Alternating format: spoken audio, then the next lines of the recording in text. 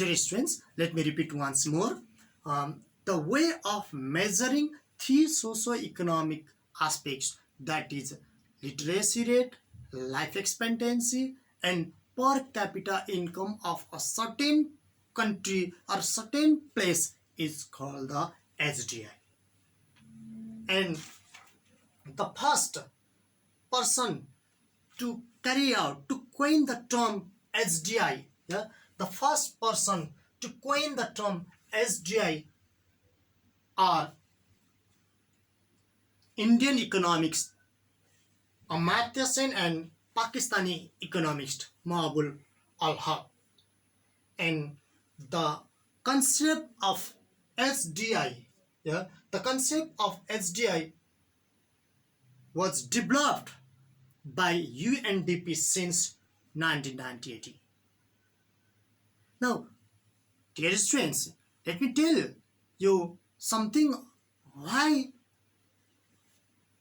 calculation of HDI or measurement of HDI is needed.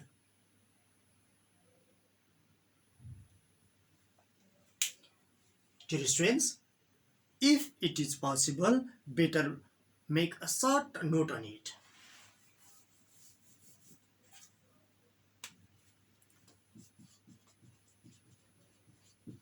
Purpose of calculating SDI. Purpose of calculating SDI. Why we calculate SDI? Number one, the major purpose of calculating SDI is to find out the level of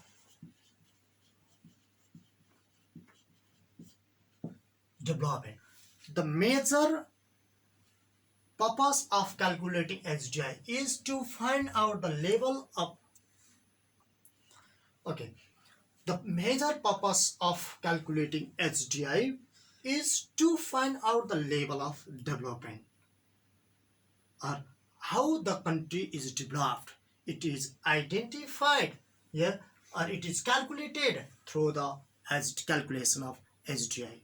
Similarly, the next one is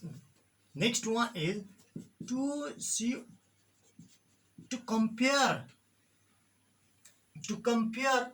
the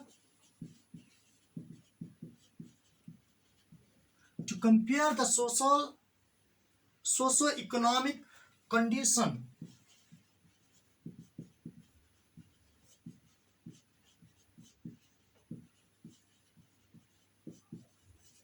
Number next is to compare the socio-economic condition of a certain country. Yeah, we compare the socio-economic condition of a certain country, and if found some reformation, correction, we immediately do it. Similarly, the third one is to identify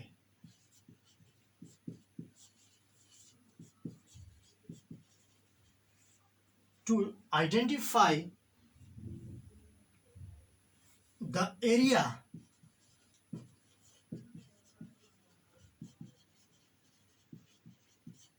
the next purpose of calculating HDI is to identify the area of development. And finally, the next purpose of calculating HDI is to set the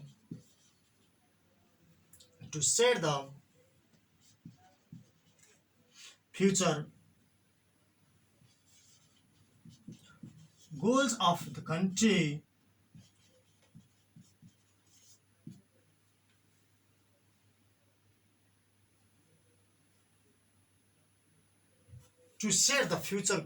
country for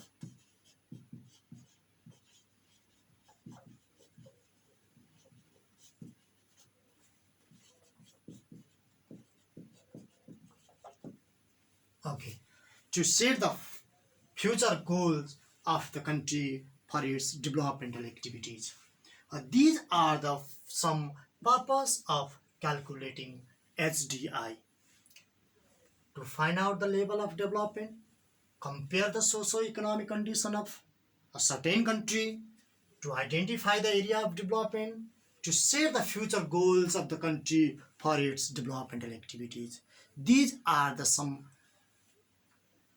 purpose of calculating HDI.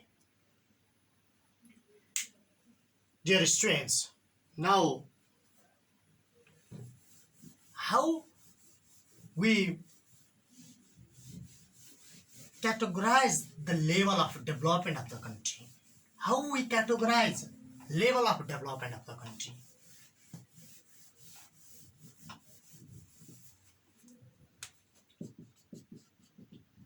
HDI is simply categorized or divided into four groups.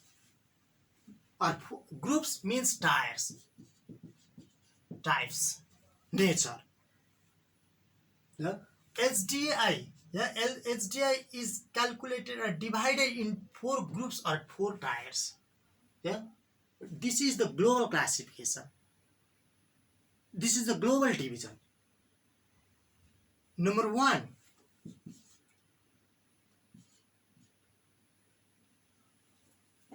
0.821.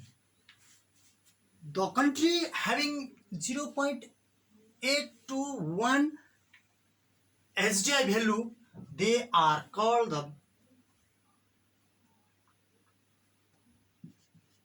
very high developed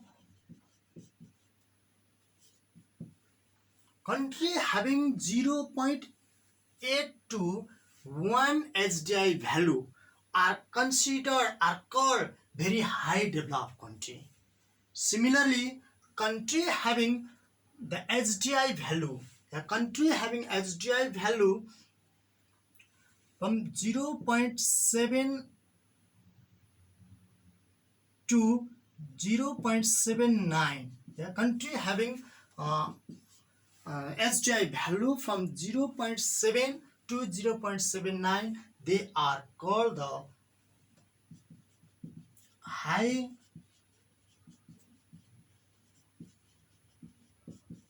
country. Similarly, country having the HDI value from 0.55 to 0.69 are called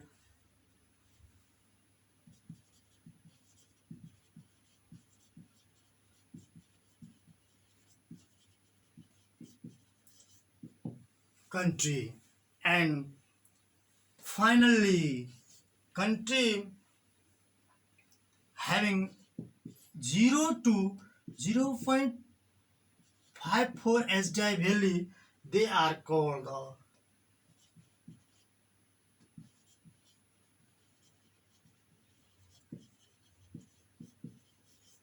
country. This is the four types of HDI value. And broadly, HDI is COMP compared to 0 to 1. Country having the HDI value near to 1 are called the developed one, whereas the country having HDI value near to 0 are called the less developed country or developing country. Well, students, in this regard, recently Nepal also upgraded to medium developed country from low developed country. Recently, Nepal has upgraded, and dear students, once more,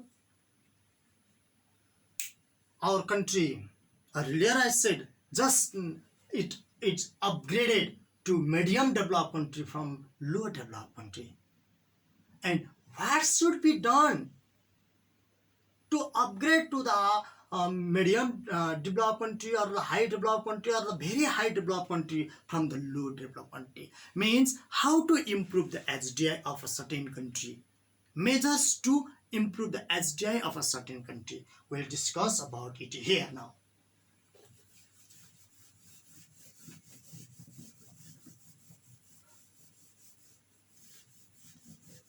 Dear students, if it is possible, please write some notes on it too.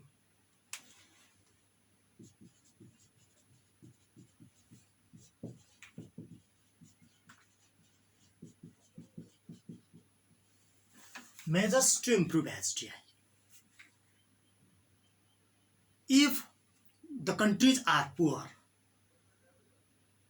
what should be done to improve the HDI of this country? Number one, the main measures to improve the HDI of any country is to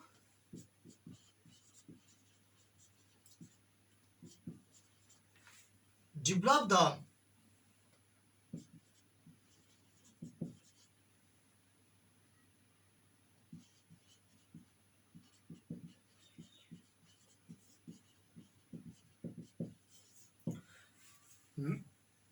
the major measures to improve the HDI is to develop the health service and facilities in a certain country. If we expand health service and facilities in a certain country, obviously we can get the high HDI. Similarly, focus on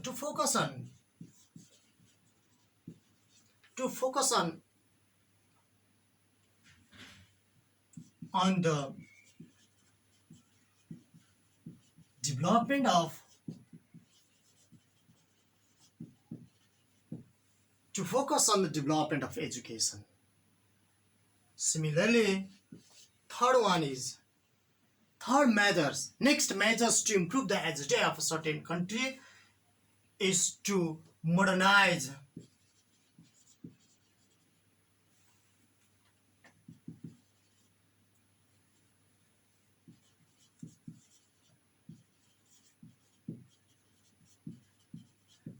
the agriculture.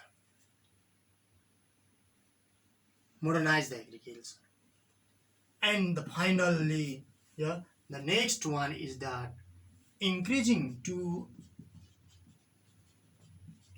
the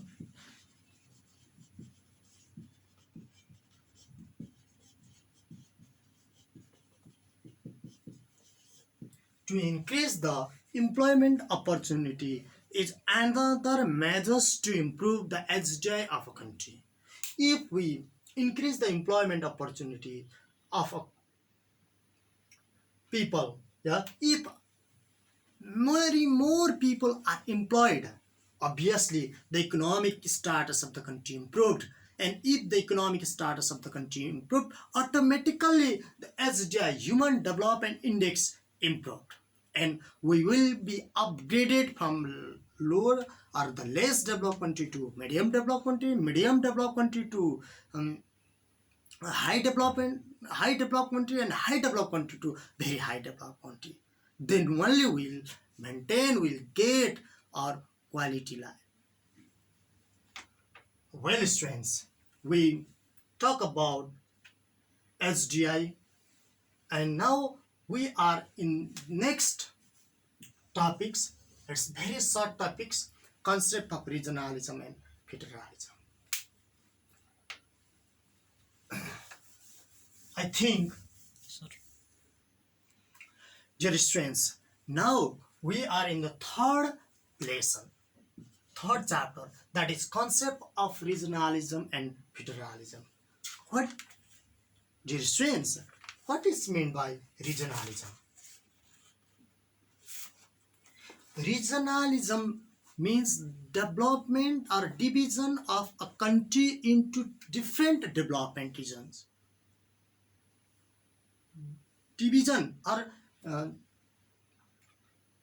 Development or division of a country into different development region, that is called the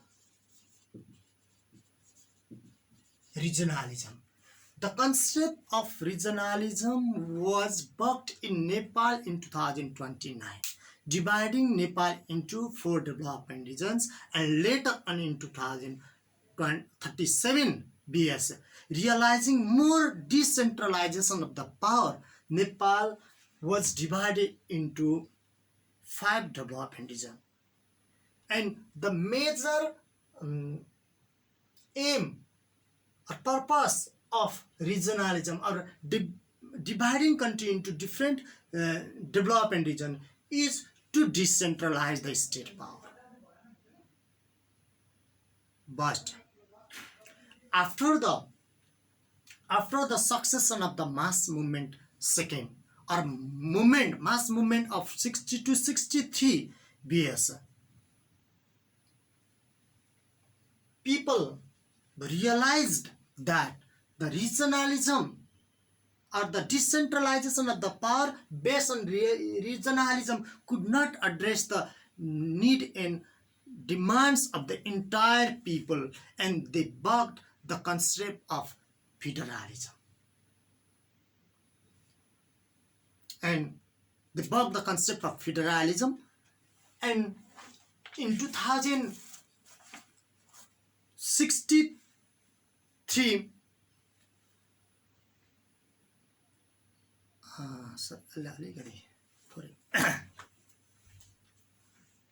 well strengths.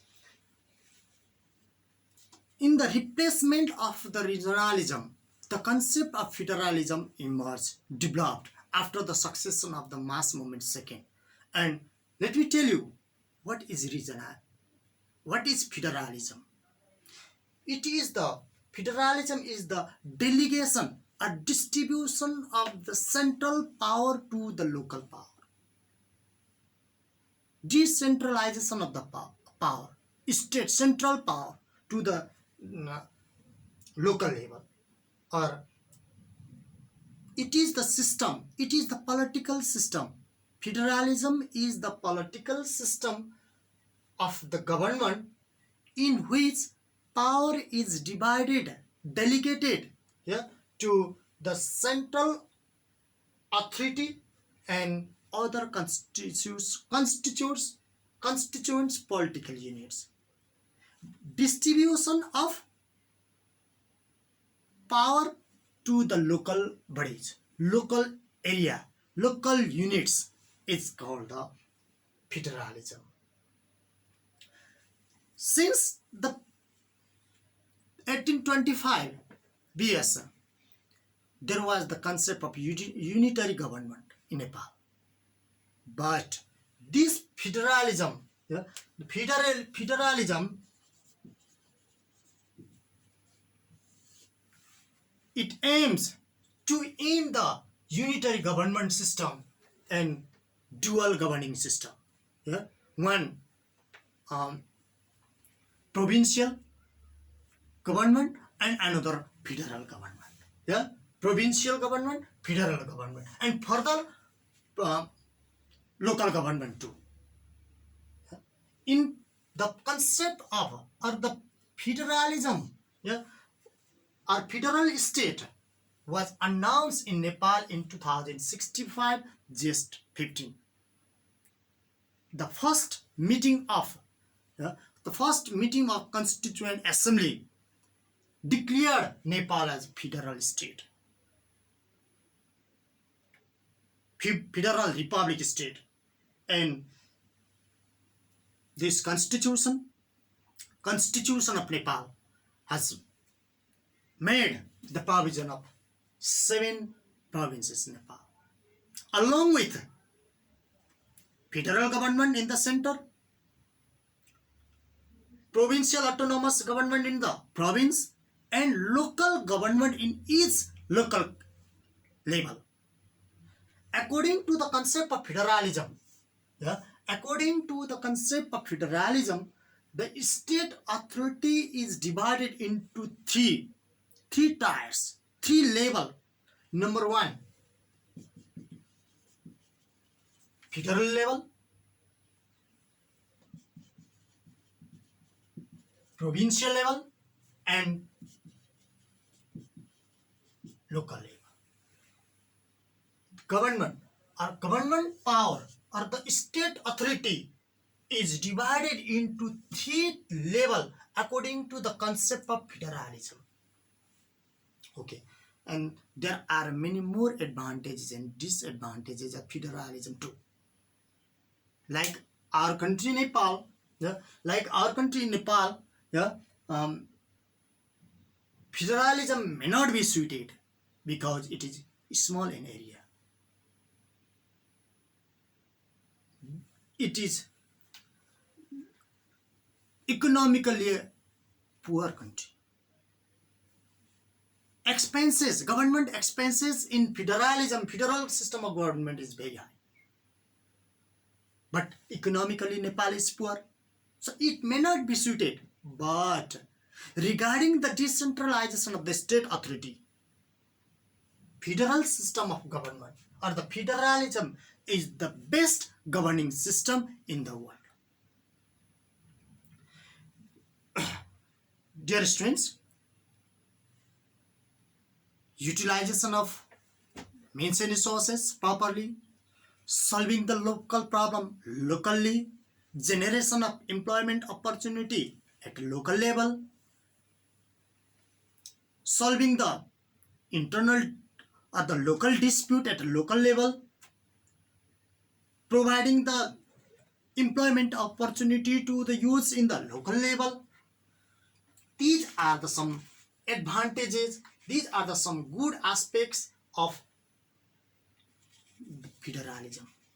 Whereas earlier I said you there are some disadvantages too, demerits of federalism too,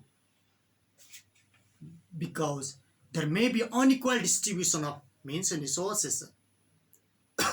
Sorry, there may be the inter-province conflict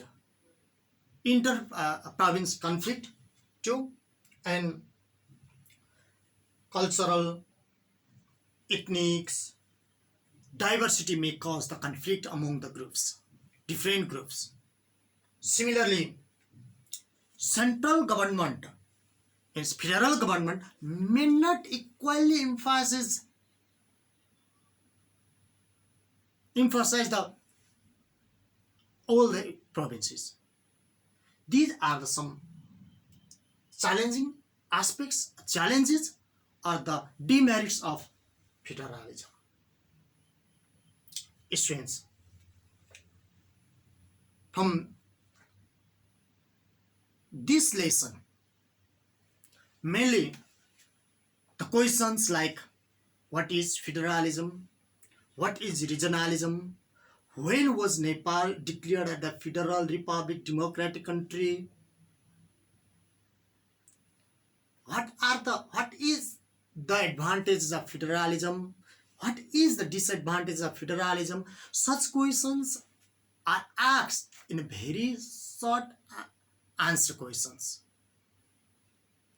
And the questions like what are the advantages of federalism, disadvantages of federalism,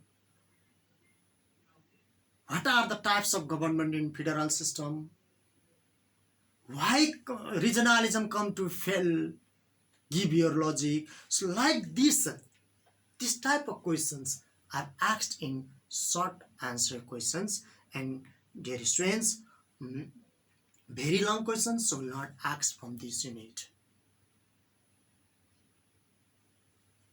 Excuse me, sir.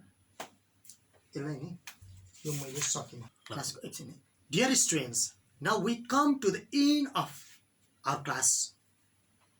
Some of the points regarding this unit are left to discuss. Next day, surely I will I'll discuss you, I'll make you more clear on our 7 province, its formation, and other things. And I hope you get some points, and hoping to get some feedbacks from you, I concluded my today's class. Goodbye.